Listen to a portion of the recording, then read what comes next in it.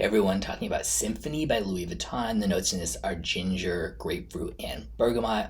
This is nice and fresh, and also with like this underlying warm, spicy kick from the ginger.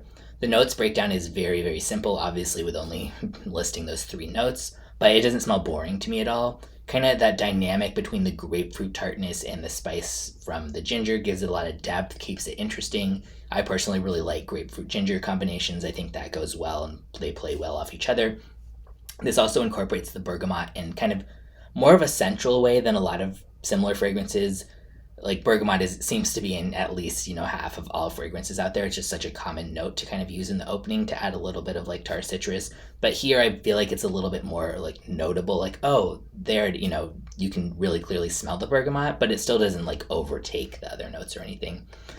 The bottle itself looks like this would be more of a feminine scent, but the scent itself to me is very, very unisex.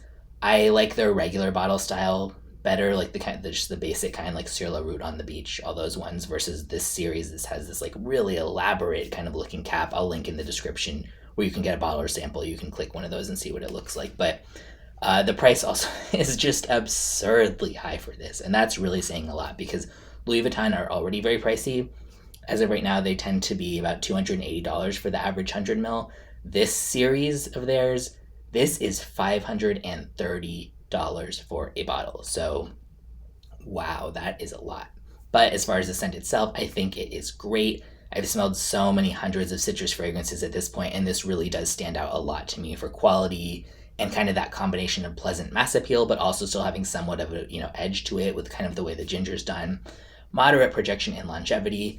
I think really my only critique would be the price, but I totally think if it sounds good to you, it's worth checking out a decant, and I will link in the description where you can do so if you want to.